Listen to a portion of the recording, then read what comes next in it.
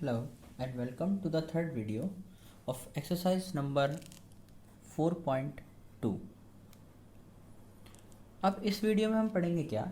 मैंने आपको पहले ही बताया था कि using the property of determinant से सवाल करने होते हैं, जो कि 6 प्रॉपर्टी हैं। या तो आप रो 1 के अलोंग एक्सपेंड कर सकते हो, R1 R2 या R3 के, या फिर C1 C2 या C3 के। देखिए मैट्रिक्स और डिटर्मिनेंट में फ़र्क क्या है ना। मैट्रिक्स और डिटर्मिनेंट में प्रॉपर्टीज़ में क्या फ़र्क है आप लिख सकते हैं, ठीक है। इसको देख लीजिएगा अपना स्पेलिंग इसकी। मैट्रिक्स और डिटर्मिनेंट में क्या है कि आप मैट्रिक्स में देख रहे होंगे कि अगर आप किसी क्वेश्चन के अंदर अगर आप रो के ऑपरेशंस चला रहे थे तो सिर्फ और सिर्फ आप रो के ऑपरेशंस ही चला सकते हैं ओनली। लेकिन डिटर्मिनेंट में ऐसा नहीं है। अगर आप पहला स्टेप रो के साथ ले रहे हैं तो ये ज़रूरी नहीं है कि ओवरऑल क्वेश्चन ही आपका रो के साथ सॉल्व होगा। ये सिर्फ और सिर्फ आपके ऊपर डिपेंड करता है कि आप पहला स्टेप रो से लेना चाहते हैं, फिर आप कॉलम से ले लो, ठीक है। फिर रो के बाद कॉलम, कॉलम के बाद फिर आप चाहते हो तो फिर कॉलम ले लो, फिर रो ले लो। तो यहाँ पे जो है वो आपकी मर्जी चलेगी। लेकिन वहाँ पे उसकी खुद की मर्जी चलती थी कि अगर आपने क्वेश्चन को रो से सॉल्व करना शुरू करा है तो आपको ओवरऑल क्वेश्चन रो से सॉल्व ही करना पड़ेगा। इसी के साथ प्रॉपर्टीज़ को चलाते हुए मैं आपको अगला क्वेश्चन जो है, आपका फर्स्ट क्वेश्चन जो है, using the properties of determinants. Properties of determinant को यूज़ करना है एंड विदाउट एक्सपेंडिंग दैम। इस चीज़ पे बहुत ध्यान रखना कि एक्सपेंड तो आपने करना सीख लिया था कि पहले को उठाओ तो सारे छुपा लो। अब की बार वैसा नहीं करना।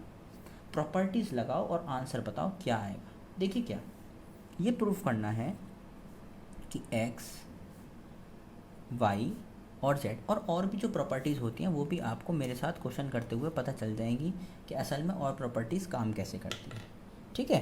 तो आप यहाँ से देखिए x प्लस के a, y प्लस के b और z प्लस के c, ये जो है मुझे वो 0 के बराबर प्रूफ करना है। आप एक ध्यान से मेरी बात सुनिए, यहाँ पे आपको 0 के बराबर प्रूफ करना है। सबसे पहले आप LHS लिखिए, लेफ्ट हैंड साइड लिखिए। देखिए क्या है left hand side, x y और z, a b और c, x plus a, y plus B और जेड प्लस सी। आप एक चीज़ देख रहे हैं, क्या चीज़, कि आप यहाँ पे भी x प्लस ए बना सकते हैं। कैसे बना सकते हैं इसको ध्यान रखिए। अगर आप इसको और इसको आपस में जोड़ दो, अगर मैं ये कॉलम ही तो है, कॉलम 1 है, कॉलम 2 है, कॉलम 3 है ना, और ये रो 1 है, रो 2 है, रो 3 है। तो अगर मैं आपसे कहूँ कि अगर आप कॉलम 1 में कॉलम 1 और कॉलम 2 को जोड़ दो तो देखो आपको मिलेगा क्या। यहाँ मिलेगा x plus a, y plus b, z plus c. बीच में तो कुछ नहीं करा तो यहाँ पे लिख दो आप a, b और c, और यहाँ पे क्या लिख सकते हो, x plus a, y plus B और z प्लस सी। देखिए आपने ये चीज़ प्रॉपर्टी पढ़ी होगी। देखो क्या कि या तो दो रो आपस में या दो कॉलम आपस में अगर आइडेंटिकल होते हैं तो उस मैट्रिक्स का या फिर उस डिटर्मिनेंट का आंसर हमेशा 0 आता है। ये बात कैसे प्रूव्ड हो गई, वो ऐसे प्रूव्ड हो गई कि असल में उसने तो बता दिया कि भाई दो अगर आपस में कॉलम या फिर आपस में रो आपस में आइडेंटिकल हो जाते हैं, मतलब एक जैसी शक्ल दिख जाती है दोनों की, तो ऐसे में आंसर 0 आ जाता है। ठीक है, ये बात तो ठीक है। लेकिन हम ये पता चलाने के लिए आंसर 0 आएगा नहीं आएगा, देखिए कैसे। अगर आप अगला ऑपरेशन ये लगाते हैं कि आप इसमें से इसको घटा देते हैं, तो आप 2 में से अगर 2 को घटाओगे तो आंसर तो 0 ही आएगा। अगर मैं अगला ऑपरेशन ये लगा दूं कि मैं C1 में से C3 माइनस कर रहा हूँ, तो इसका मतलब इसमें से इसको माइनस कर रहा हूँ, तो यहाँ क्या आएगा, यहाँ आएगा 0, नीचे भी 0, यहाँ पे भी 0।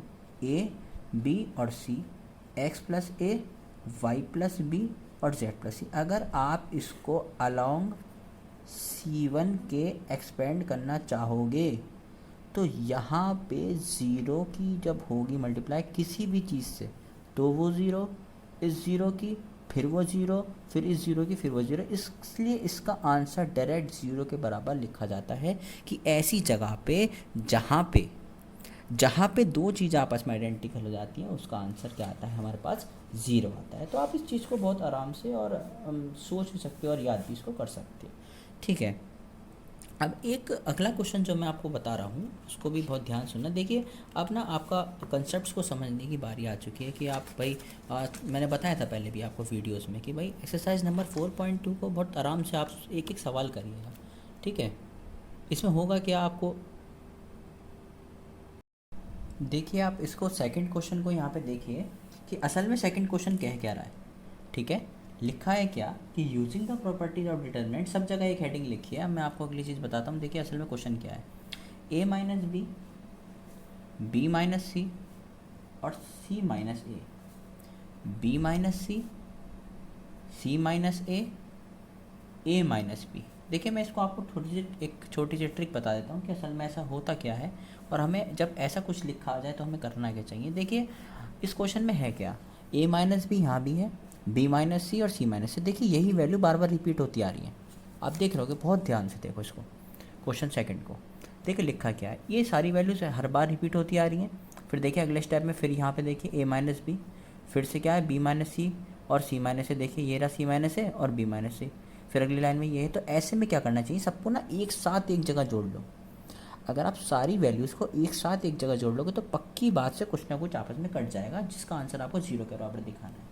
तो मैं अगर आपको LHS लिख के बताता हूँ, अगर मैं यहाँ पे कहता हूँ बेटा यहाँ पे LHS क्या है, तो आप कहोगे sir a minus b, b minus c, c minus a, b minus c minus a minus b, c minus a minus b minus सी।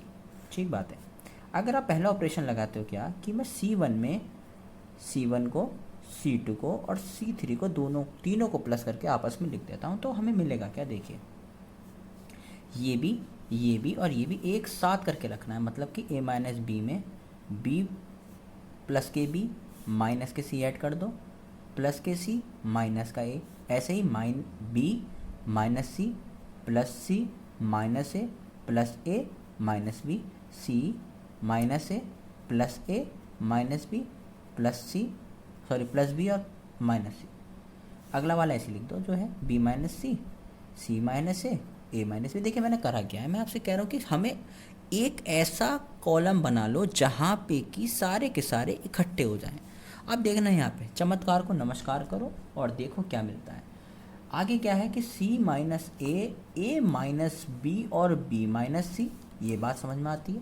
अब यहाँ से देखो प्लस ए से माइनस ए कट गया, माइनस बी से प्लस बी कट गया और minus सी से प्लस सी कट गया, ऐसे नीचे वाले में कट जाएंगे।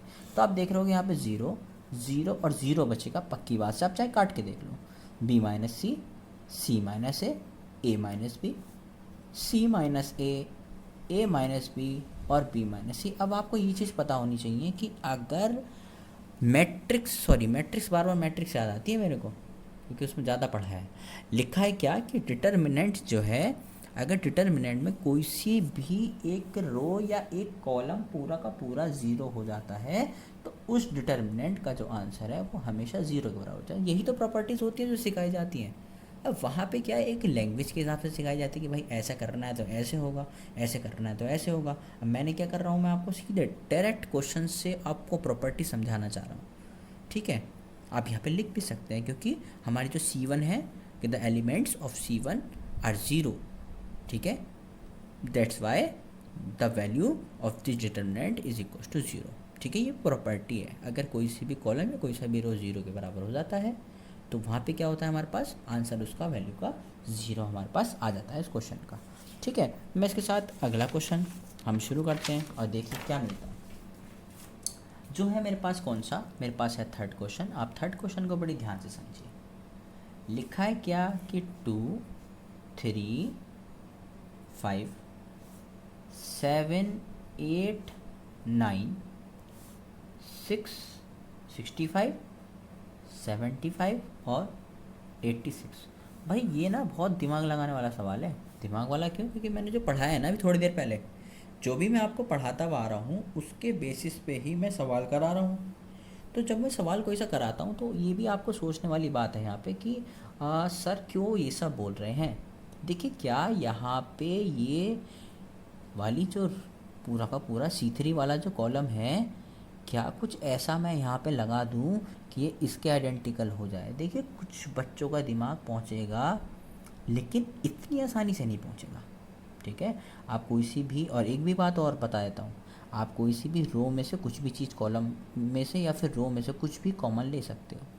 सबसे पहला जो मैं ऑपरेशन लगाना चाहता हूँ वो ये लगाने जाता हूँ कि सबसे पहले अगर मैं ये कह दूँ कि ऑपरेटिंग C3 को ऑपरेट कर दूँ किस हिसाब से कि C3 में से C1 माइनस कर दूँ, फ़र्क देखना क्या पड़ेगा सिर्फ और सिर्फ।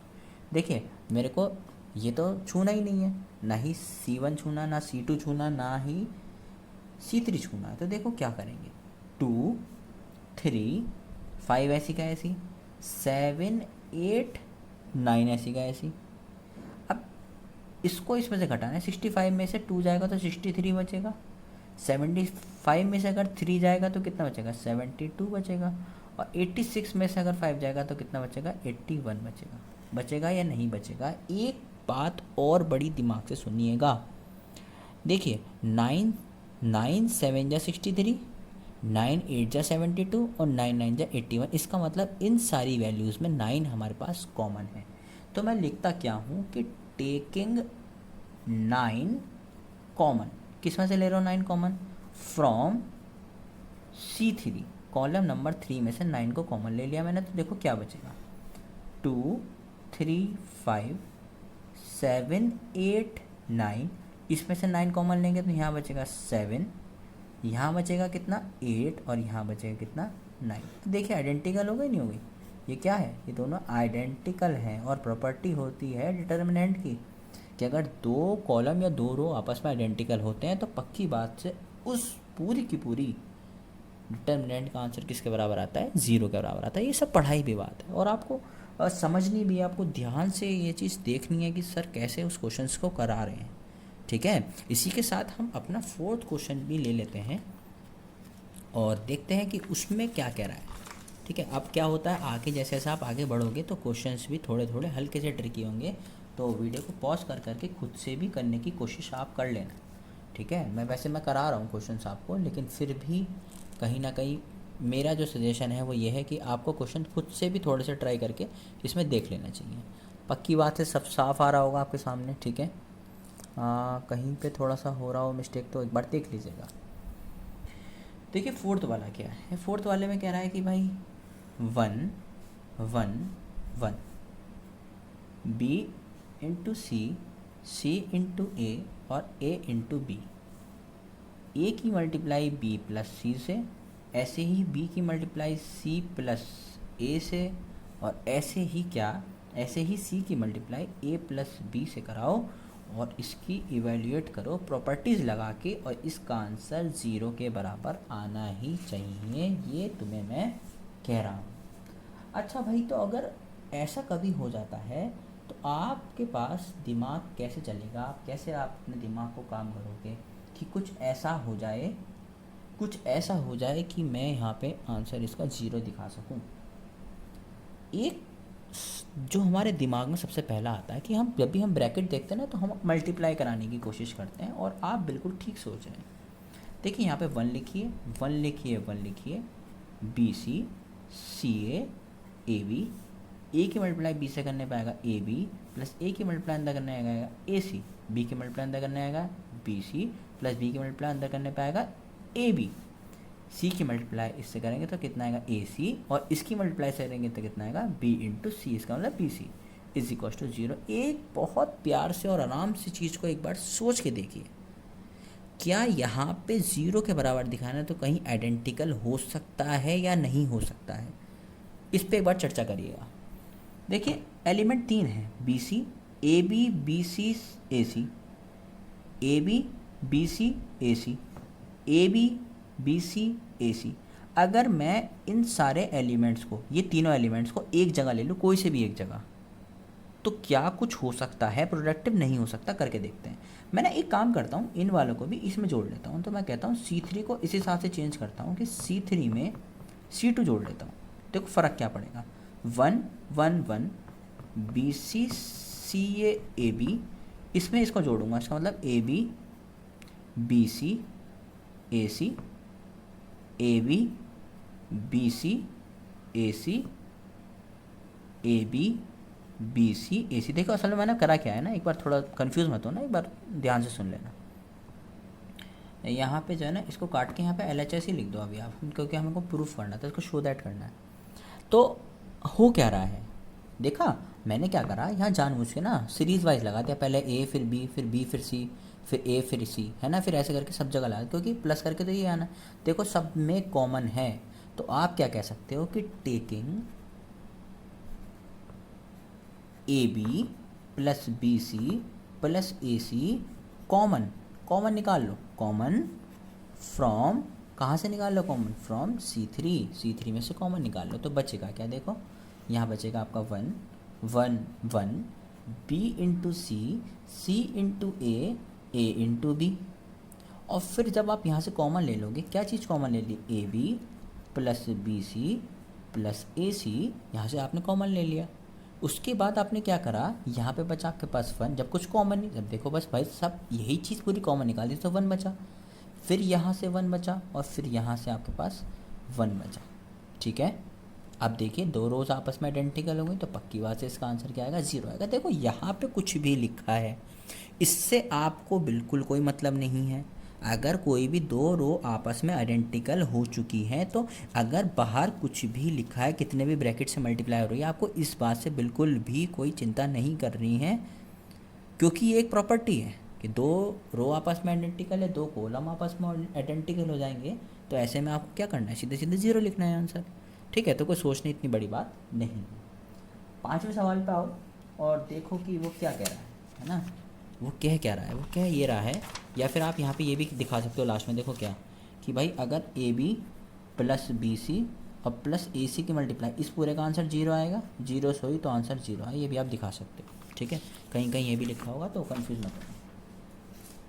लिखा क्या है 5वां सवाल, भाई 5वां सवाल ये कह रहा है कि using the property of determinant and without expanding proof that, क्या चीज़ प्रूफ करनी है कि भाई B प्लस के C प्लस के A प्लस के B, ठीक है, दिख रहा होगा बिल्कुल साफ तरीके से दिख रहा होगा आपको वीडियो में, और Q प्लस के R प्लस के P और P प्लस के Q। देखिए जो मैं सवाल करा रहा हूँ बहुत ध्यान से एक एक सवाल को पक्की बात से ज़रूर करके देख लेना वीडियो के बाद, या फिर आप साथ साथ भी लिख सकते हैं इसको, कहीं एक नोट्स बना सकते हैं, और बहुत ही प्रॉपर्ली इन चीज़ों को पढ़िएगा, ठीक है।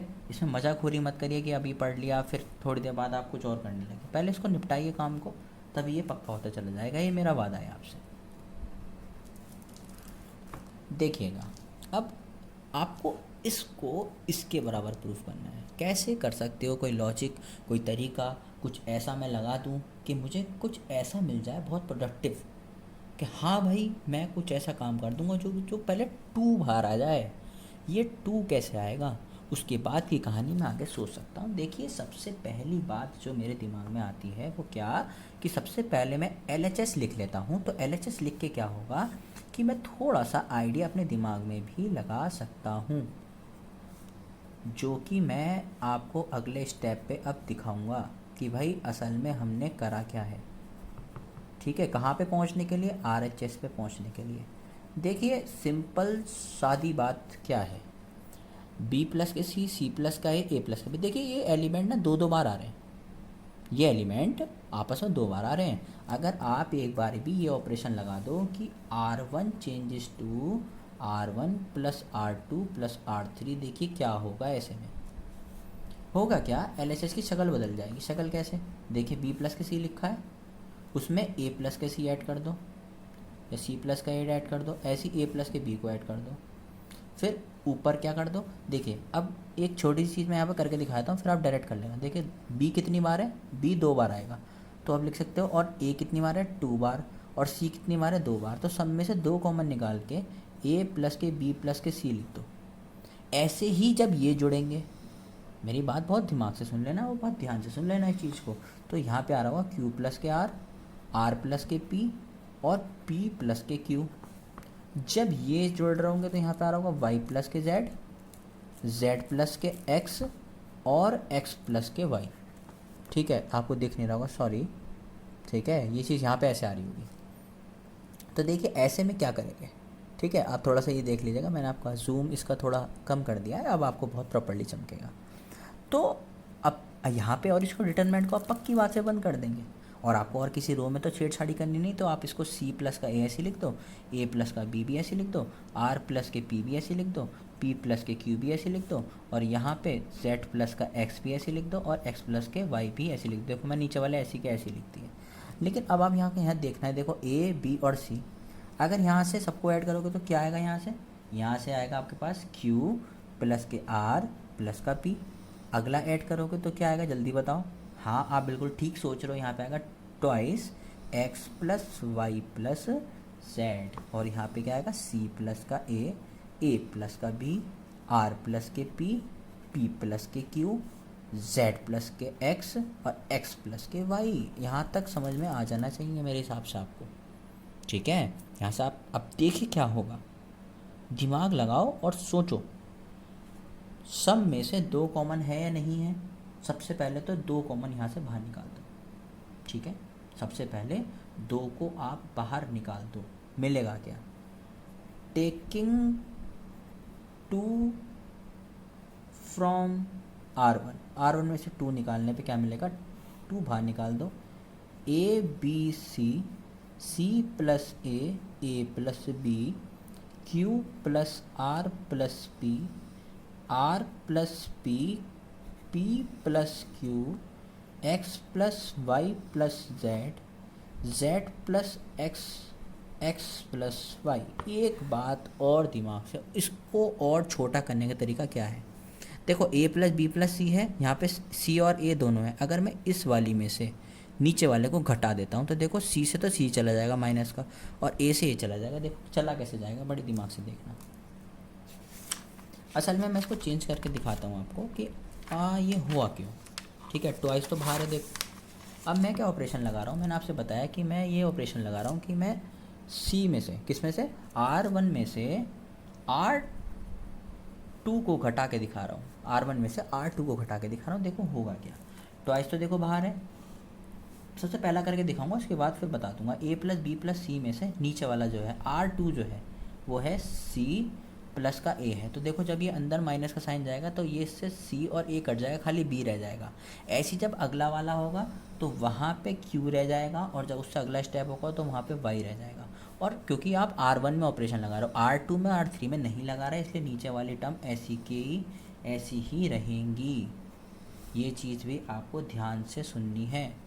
आप इस स्टेप को ना लिखते हुए सीधे यहाँ पे b लिख लेना। मैंने सिर्फ़ और सिर्फ आपकी वजह से कराया है कि आपको ज़रा सी भी दिक्कत ना हो। r प्लस के p लिख लिया, p प्लस के q लिख लिया, z प्लस के x लिख लिया, और x प्लस के y लिख लिया। अब देखिए आपके पास रह क्या क्या गया, twice of b q y, c plus के b a प्लस के b, y y है नहीं r है, r प्लस के p, p प्लस के q, z प्लस के x और x प्लस के y। देखिए अब क्या करना है, बहुत इजीली, बहुत दिमाग से सोचिए कि प्रूफ में दे के रखा था। ऊपर दे रखा है, सबसे पहले दे रखा है a p x b q y। देखो b q y तो मिल गया सबसे ऊपर, यही चीज़ जो यहाँ प्रूफ में दे रखी है ना, यही वाली लाइन यहाँ दे रखी है। अब भाई क्या करें ऐसा जो ऊपर वाली लाइन है नीचे को आ जाए। देखिए सबसे पहली बात आपको सोचना क्या है, आपको ये चीज़ देखनी है कि सबसे पहले अगर आप यहाँ पे ये चाहो कि ये वाला b भी हट जाए, आप ये लिख सकते हो कि ऑपरेटिंग।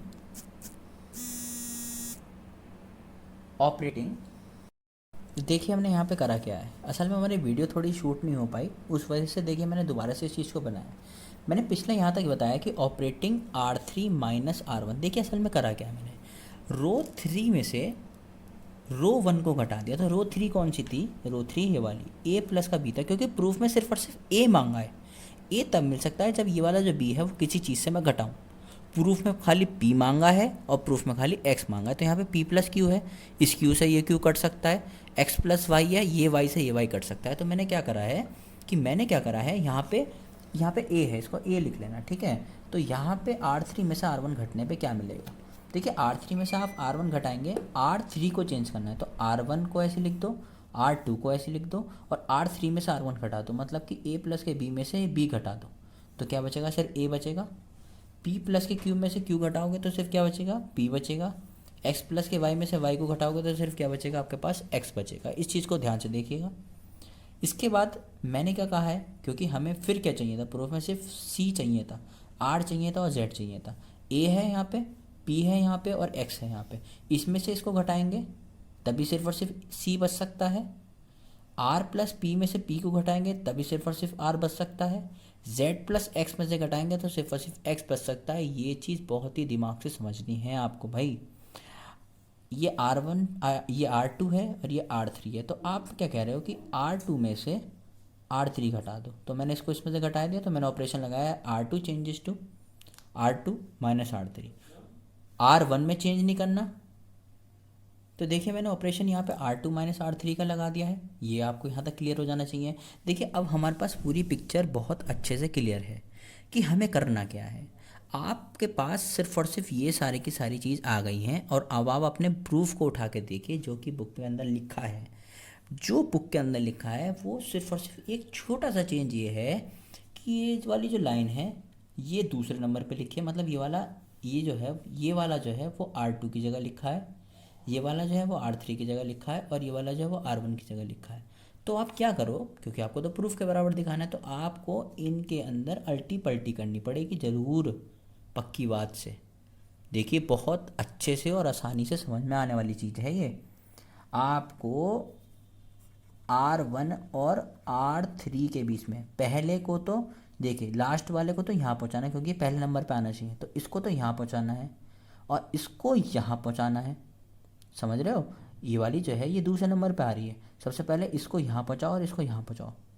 ठीक है, आपने क्या करा कि आपने R3 और R1 को इंटरचेंज कर दिया, उससे क्या मिला देखो, A P और X तो ये बैठ गए पहली पोजीशन पे और B Q और Y है वो बैठ गया सबसे लास्ट पोजीशन पे, लेकिन आना तो दूसरी पे था, तो आपने क्या करा, दूसरी और तीसरी के बीच में इंटरचेंज करा दिया।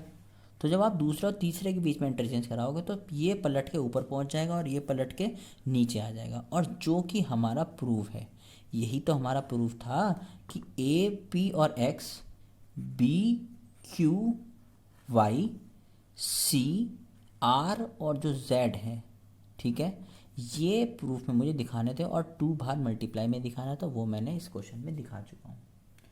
ठीक है, ये क्वेश्चन बहुत ही इंपॉर्टेंट था और बहुत ही अच्छा था। ये चीज़ आपको बहुत अच्छे से समझ में आ जानी चाहिए। ठीक है, अब मैं एक अगला क्वेश्चन मैं आपको बता देता हूँ जो कि 6th क्वेश्चन है।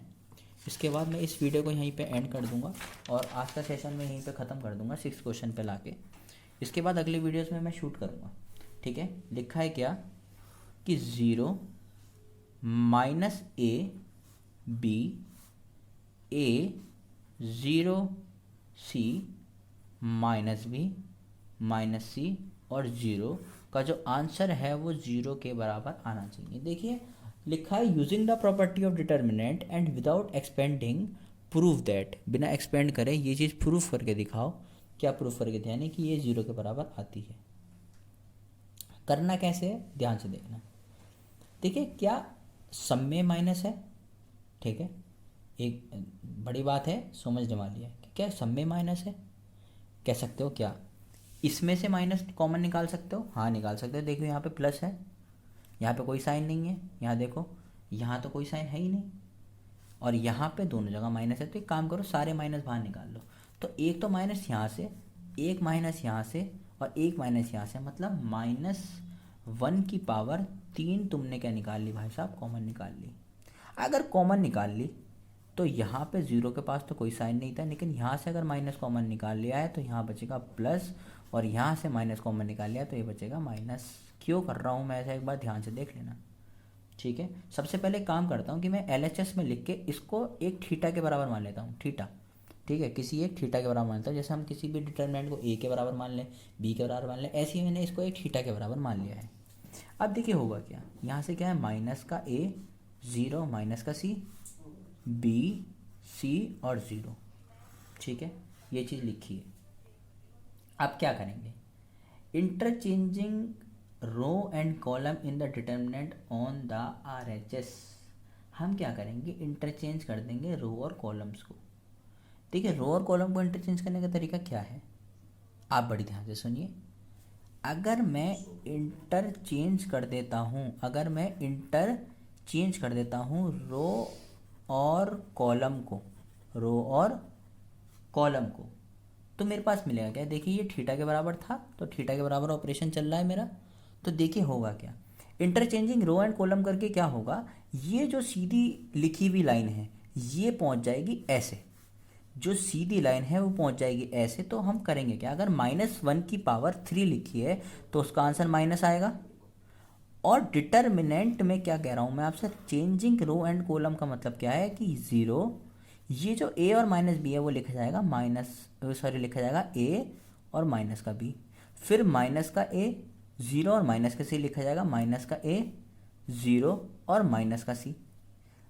ये जो है कौन सा, b c और 0, तो कैसे लिखा जाएगा b c और 0। और अब आप एक ध्यान से बात सुनिए, क्या ये वही चीज़ मिल गई जिसको आपने थीटा माना था, भाई इसी पूरी चीज़ को ही तो आपने थीटा माना था, ये चीज़ आप ध्यान से देख रहे हो। थीटा जो है वो यही है, 0 a minus b minus a 0 minus c b c और 0, ये चीज़ ही थीटा है। तो आप लिख सकते हो कि ये वाला जो थीटा था और ये जो थीटा था ये बराबर किसके हैं, माइनस थीटा के हैं। अगर आप इस माइनस थीटा को इधर भेजते हो तो किसका आता है, ये प्लस के 2 थीटा आ जाएगा इक्वल टू 0 के बराबर। तो असल में थीटा किसके बराबर आया, थीटा आया 0 के बराबर। तो यहाँ से आप ये चीज़ प्रूव कर सकते हो कि जो कि मैंने पूरी डिटर्मिनेंट एक थीटा के बराबर मानी थी और थीटा का आंसर 0 आ गया। इसका मतलब अगर ये पूरा डिटर्मिनेंट को थीटा के बराबर माना था जिसका आंसर 0 आ चुका है, तो इस पूरा डिटर्मिनेंट का भी आंसर 0 के बराबर आ चुका है। ये भी एक अच्छा तरीका है किसी चीज़ को 0 की तरह प्रूफ करने का। ये चीज़ प्रूफ करने के लिए गई थी, इसलिए मैंने इस तरीके से आपको प्रूफ करने के लिए बताई है। और भी कई सारे टीचर इसको किसी और भी तरीके से बता सकते हैं, लेकिन मुझे सबसे ईजी और सबसे अच्छा यही मेथड लगता है इस वाले क्वेश्चन को करने के लिए। Thank you so much. अगर आपको वीडियो अच्छी लगी है तो आप इसको लाइक कर दीजिएगा, सब्सक्राइब कर दीजिए और वीडियोज़ को शेयर कर दीजिए। Thank you so much.